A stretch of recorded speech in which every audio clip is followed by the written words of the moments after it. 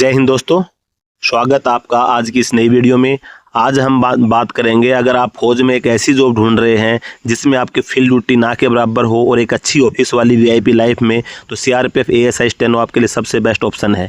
बाकी सीआरपीएफ के अलावा बीएसएफ, आईटीबीपी, एसएसबी किसी भी फोर्स में आप स्टेनो बन सकते हैं।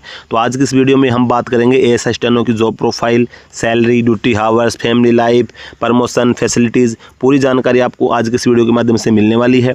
चैनल पे अगर आप पहली बार विजिट कर रहे हैं, सब्सक्राइब जरूर कर लीजिएगा। वीडियो को लाइक नहीं करते, एक लाइक जरूर कर देना। दोस्तों, सबसे पहले बात करते हैं जॉब प्रोफाइल यानी कि काम क्या होता है।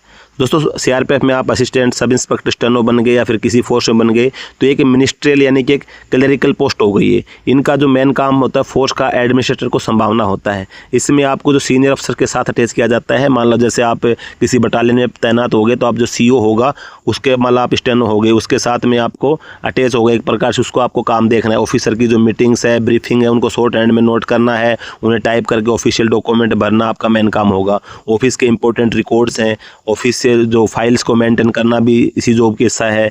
जैसे मान के चलो कि जो जिस यूनिट में आपकी पोस्टिंग वहाँ पे जितने बड़े अधिकारी होंगे सभी का रिकॉर्ड मेंटेन करना, सभी की छुट्टियों का रिकॉर्ड करना, छुट्टी सभी करवाना सीओ के पास में जा, ये सभी जो काम होंगे वो स्टेनो के होंगे। और सबसे अच्छी बात यह है कि इसमें आपको जीडी वालों की तरह रेगुलर कोई ड्यूटी नहीं करनी पड़ती कि आपकी पेट्रोलिंग ड्यूटी लगी हुई है, आपको कहीं फील्ड एरिया में ड्यूटी है, आपकी नाइट ड्यूटी है, वो सभी चीज़ें नहीं करनी, या फिर कोई लॉ एंड ऑर्डर ड्यूटी आपको करनी है। आपका जो काम है वही आपका है, जो मतलब मेन ऑफिस का जो वर्क होगा वही काम आपको होता है।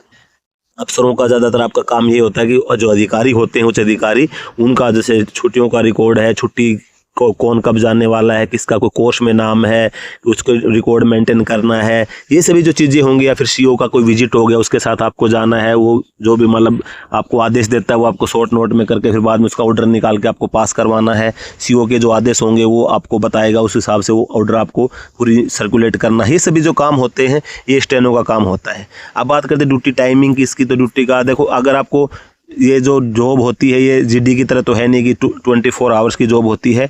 आपकी जो ड्यूटी होती है वो एक ऑफिशियल ड्यूटी होती है। लगभग मतलब सीआरपीएफ में आपका सुबह 9 साढ़े 9 बजे शुरू होती है, शाम को 6 साढ़े 6 बजे तक आपकी ड्यूटी खत्म हो जाती है। इसमें आपको संडे वगैरह कोई गवर्नमेंट हॉलीडे आ गया वो आपको अलग से मिल जाता है। बाकी ये है कि कभी जैसे काम ज़्यादा कम होता है तो उतार चढ़ाव की बात अलग है, हो सकता है आपको 1-2 घंटा एक्स्ट्रा बैठना पड़ जाए, भाई वो बात अलग है। बाकी आपका नॉर्मली जो ऑफिशियल टाइम होता है वही आपका जो ड्यूटी हावर्स या ड्यूटी का टाइम आपका होता है। अब इसके अंदर बात करें सैलरी की, कितनी सैलरी मिलेगी।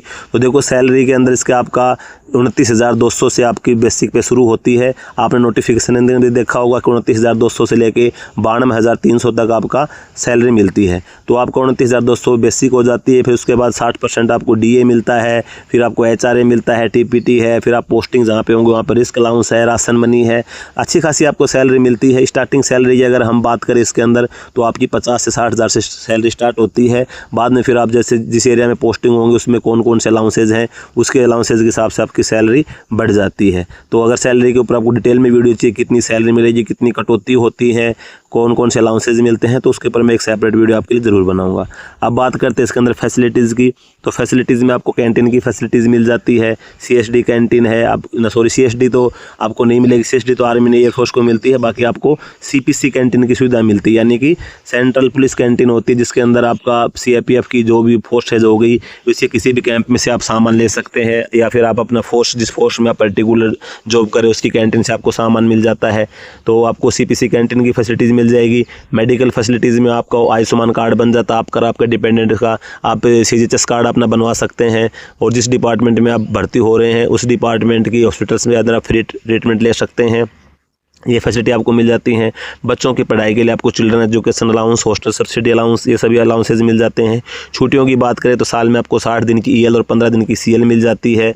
बाकी अन्य जो आपका मेडिकल वगैरह किसी प्रकार की इमरजेंसी है तो वो अलग अलग प्रकार की छुट्टियाँ और रूल के हिसाब से वो छुट्टियाँ अलग मिलती है, लेकिन नॉर्मली साल में आपको 60 दिन की ईएल और 15 दिन की सीएल छुट्टियाँ मिल जाती हैं। अब बात करते हैं इसके अंदर फैमिली लाइफ की। तो देखो, फैमिली लाइफ इसके अंदर आपका जो जॉब है ये ऑफिशियली जॉब है। मैक्सिमम जगह पे आपको फैमिली रखने का मौका मिल जाता है, बशर्ते कुछ इलाके ऐसे होंगे जहाँ पे आपकी पोस्टिंग, जैसे हार्ड इलाके में पोस्टिंग हो जाएगी आपकी, जैसे जम्मू कश्मीर में है, छत्तीसगढ़ वगैरह में, जहाँ पे थोड़ा हार्ड एरिया है, यानी कि आपका शांतिप्रिय एरिया नहीं है, उस एरिया में आपको कहीं कहीं पे फैमिली रखने का मौका नहीं मिलेगा। बाकी प्लेन इलाके के अंदर आपको बढ़िया फैमिली रखने का मौका मिलता है और आपको टाइम भी फैमिली के साथ में स्पेंड करने को बहुत मिलता है।